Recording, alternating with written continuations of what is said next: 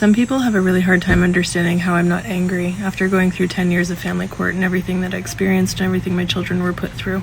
And I totally understand that because I was angry once too. A big part of my healing journey involved getting strong court orders so that I could heal and that my children could heal as well. But throughout the entire process, when things were on fire and chaos was happening every single day, I was still healing. I was still working on myself and every day putting in work to focus back on me and what I needed to do instead of focusing outward on the other person being the problem. See, I was building the life of my dreams. I was building the life that I wanted, not a life that depended on somebody else treating me properly or treating somebody else in my family properly.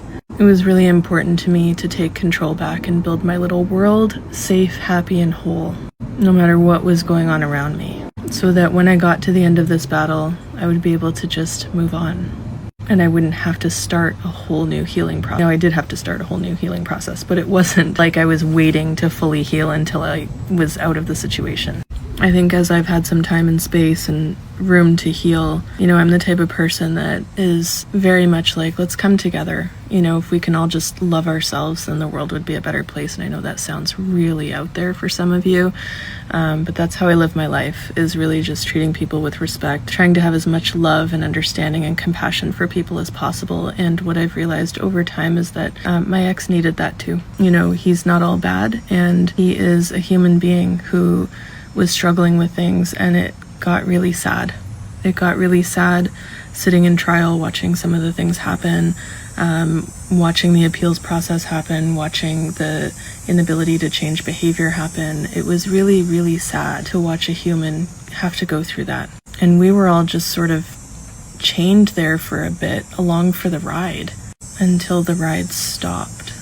And that in itself was also jarring and numbing, and there were a lot of emotions that came from that, and that was the secondary healing process that I talk about that needed to happen. Just learning how to exist in this world without that constant chaos that we were all so used to was an interesting process. So anyway, how am I not so angry? I'm just too grateful for everything I have and everything I've learned from this experience.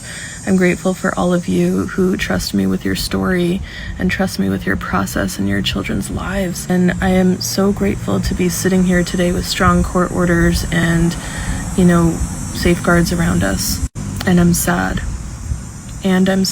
I'm also a little bit sad still, that my children didn't get the experience that I thought they would when I brought them into this world.